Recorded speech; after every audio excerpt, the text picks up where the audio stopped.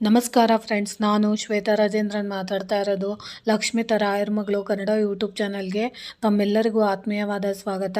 ಸ್ನೇಹಿತರೆ, ನಾನಿವತ್ತೊಂದು ಪುಟ್ಟ ಉಪಾಯನ ಹೇಳ್ಕೊಡ್ತಾ ಇದ್ದೀನಿ. ಅದು ಯಾವುದೊಂದು ವಿಷಯಕ್ಕೆ ಅಂದರೆ, ಗಂಡು ಮಕ್ಕಳೇ ಆಗಿರ್ಬೋದು, ಹೆಣ್ಮಕ್ಳೇ ಆಗಿರ್ಬೋದು, ವಯಸ್ಸು ಮೀರ್ತಾ ಇದೆ, ಏನೇ ಮಾಡಿದ್ರು ಮದುವೆ ಆಗ್ತಾ ಇಲ್ಲ ಅಂತ ಬಯಸ್ತಾ ಇರೋವಂಥವ್ರು, ಅಥವಾ ಅವ್ರಿಗೇನಾದರೂ ಅವರ ಜಾತಕದಲ್ಲಿ ಮಂಗಳ ದೋಷಗಳಿದ್ದು ಅಥವಾ ಶುಕ್ರ ದೋಷಗಳಿದ್ದರೆ, ಕೆಲವೊಬ್ಬರಿಗೆ ಹೆಣ್ಮಕ್ಳಿಗಾಗಿರ್ಬೋದು ಗಂಡು ಮಕ್ಳಿಗಾಗಿರ್ಬೋದು ಒಳ್ಳೆ ಕಡೆ ಒಳ್ಳೆ ಸಂಬಂಧಗಳು ಬಂದು ಮದುವೆ ಆಗ್ತಾ ಇರಲ್ಲ. ಅಂಥವ್ರು ಏನು ಮಾಡ್ಕೊಬೋದು ಅಂದರೆ ಸ್ನೇಹಿತರೆ, ವಿಶೇಷವಾಗಿ ಅದರಲ್ಲೂ ಈ ಶುಕ್ರವಾರದ ಸಮಯದಲ್ಲಿ ಇಲ್ಲ ಅಂದರೆ ಮಂಗಳವಾರದ ಸಮಯಗಳಲ್ಲಿ ನೀವು ಮಾಡ್ಕೊಬೇಕಾಗುತ್ತೆ. ಈ ಶುಕ್ರವಾರ ನೀವು ಮಾಡ್ಕೊಬೇಕು ಅಂದರೆ ಏನು ಮಾಡಬೇಕು ಅಂದರೆ ಸ್ನೇಹಿತರೆ, ನೀವು ಮಲಗುವಂಥ ದಿಂಬಿನ ಕೆಳಗಡೆ ಅಥವಾ ಅಕ್ಕಪಕ್ಕದ ಜಾಗದಲ್ಲಿ ನೀವು ಏನು ಮಾಡಬೇಕು ಅಂದರೆ ಒಂದು 11 ಖರ್ಜೂರ ಅಂದರೆ ಒಣ ಖರ್ಜೂರಗಳನ್ನು ನೀವು ತಗೊಬೇಕಾಗುತ್ತೆ. ಅದನ್ನು ಇಲ್ಲ ಅಷ್ಟೂ ಬಟ್ಟೆಯಲ್ಲಾದ್ರೂ ಗಂಟಿಕ್ಬೋದು, ಇಲ್ಲ ಅಂದರೆ ಕೆಂಪು ಬಟ್ಟೆಯಲ್ಲಾದರೂ ಗಂಟಿಕ್ಬೋದು, ಇಲ್ಲ ಅಂದರೆ ಹಸಿರು ಬಟ್ಟೆಯಲ್ಲಿ ನೀವು ಅದನ್ನು ಗಂಟಿಡಬೇಕಾಗುತ್ತೆ. ಗಂಟಿಟ್ಬಿಟ್ಟು ದಿಂಬಿನ ಕೆಳಗಡೆ ನೀವು ಮಲಗೋಂಥ ಪ್ರಯತ್ನ ಮಾಡಬೇಕು.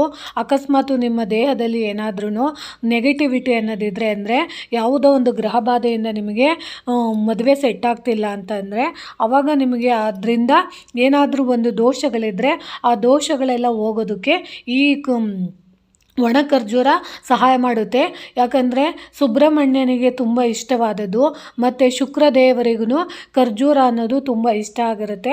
ಅಂಥ ಖರ್ಜೂರನ ನಾವು ವಿಶೇಷವಾಗಿ ಪ್ರಾರ್ಥನೆ ಮಾಡಿಕೊಂಡು ದಿಂಬಿನ ಕೆಳಗಡೆ ನಾವು ಇಟ್ಟಾಗ, ನಾವು ಅದಕ್ಕೆ ಅಂದರೆ ನಾವು ಮಲಗಿರುವಾಗಂತ ದಿಂಬಿನ ಕೆಳಗಡೆ ಇಟ್ಕೊಂಡಾಗ ನಮಗೆ ಗೊತ್ತಿಲ್ದಿದ್ದಂಗೆ ಏನಾದರೂ ನೆಗೆಟಿವಿಟಿ ಇದ್ದರೆ, ಅಂದರೆ ಋಣಬಾಧೆಗಳಿದ್ದರೆ, ಯಾವುದಾದ್ರೂ ಪಿತೃದೋಷಗಳಿದ್ದರೆ, ಅಥವಾ ಕಂಟಕಗಳಿದ್ದರೆ, ಅಥವಾ ಓದು ಜನ್ಮದ ಶಾಪಗಳಿಂದ ನಮಗೆ ಯಾರಾದ್ರೂ ಶಾಪಗಳಾಕಿದ್ರೆ, ಆ ಶಾಪಗಳಿಂದ ಮದುವೆ ಆಗ್ತಾ ಇಲ್ಲ ಅಂತ ಅಂದರೆ, ಅಥವಾ ಅಕ್ಕಪಕ್ಕದವರ ಕಣ್ಣು ದೃಷ್ಟಿಯಿಂದ ನಿಮಗೆ ಮದುವೆ ಆಗ್ತಾ ಇಲ್ಲ ಅಂತ ಅಂದರೆ, ನಿಮ್ಮವರೇ ನಿಮಗೆ ಮಾಟ ಮಂತ್ರ ಮಾಡಿಸ್ಬಿಟ್ಟು ಮದುವೆ ಆಗಬಾರ್ದು ಅಂತ ಏನಾದರೂ ಆಗಿದ್ದರೆ, ಅಂದರೆ ಶುಕ್ರ ದೋಷ ಇದ್ದರೆ ಮತ್ತು ಮಂಗಳ ಗ್ರಹದ ದೋಷ ಇದ್ದರೂ ಕೂಡ ಈ ರೀತಿಯೆಲ್ಲ ಆಗುತ್ತೆ.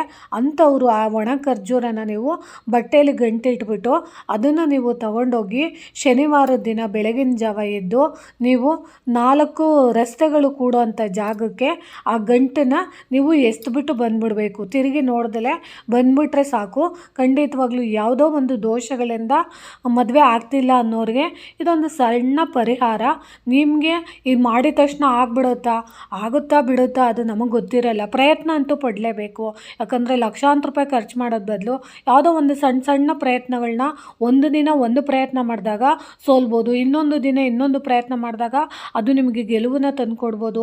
ಯಾಕಂದರೆ ನಮ್ಮ ಗ್ರಂಥದಲ್ಲಿಂಥ ಇರೋವಂಥ ವಿಚಾರಗಳಲ್ಲಿ ಯಾವುದೋ ಒಂದು ಚಿಕ್ಕ ವಸ್ತುಗಳು ನಮ್ಮ ದೊಡ್ಡ ಸಮಸ್ಯೆಗಳನ್ನು ಬೇಗ ಪರಿಹಾರ ಮಾಡೋ ಅಂಥದ್ದು ಇರುತ್ತೆ.